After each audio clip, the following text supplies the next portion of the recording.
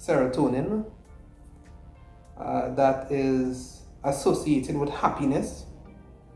And if the child consistently is playing video games, and serotonin is something that is produced in the body, and it makes the child feel happy, then obviously the child is going to do that again and again. But if it is that the child has to sit down and do homework, you solve 10 maths problem. But the truth is, for some children, that does absolutely nothing. I mean, you just solve the problem, that's it. And then what? Do you get a prize? Do you move to another level? Well, you might move to another level. That is, if you were in grade 1 or grade 2 or form 1 or form 2, then you move up to another form. But that is not going to happen at the end of completing the mathematics problem. That is going to happen at the end of 3 terms or at the end of 1 year. So that is very long to wait to get some kind of reward. But with the video games, it's instant reward. So if a child had to choose between video games and waiting a whole year to move up another level and doing some schoolwork in order to do that, I think it's obvious that most children will choose the video games. So having that schedule of, okay, this is what you have to do at this particular time, and if you do this, this is when the reward system comes in. If you do this, then you are able to get that. So if you are able to study for the 2 hours, maybe breaking it up into 20-minute Pomodoro technique, 20 minutes, 5-minute rest, 20 minutes, 5-minute rest, 20 minutes, until you make it 2 hours, and you're able to play video games for just half of an hour per day or less, then this is what I will give to you.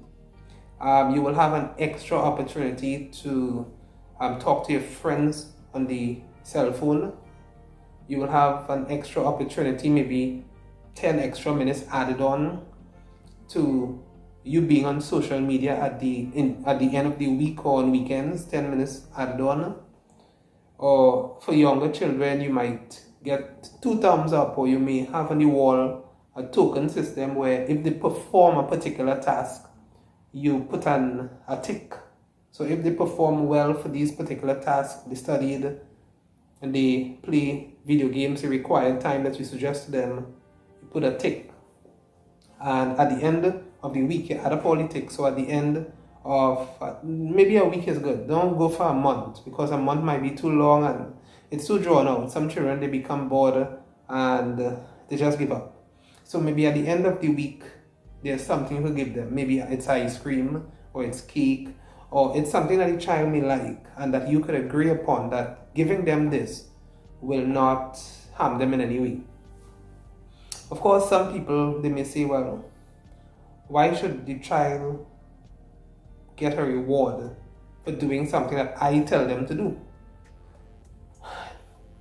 It's an okay argument, but there are plenty things as an adult. For example, if you're working, your boss may tell you to do, and you don't like doing it. But you know that there's a reward at the end of the month, or at the end of the fortnight, or at the end of the week. That's your salary, your pay. So you don't like it, but you do it, and you develop a routine of going to work or showing up, even though it might be something that you don't really like doing, but it pays the bills. So for the child, their salary, might be what you give them in terms of the reward that they work towards.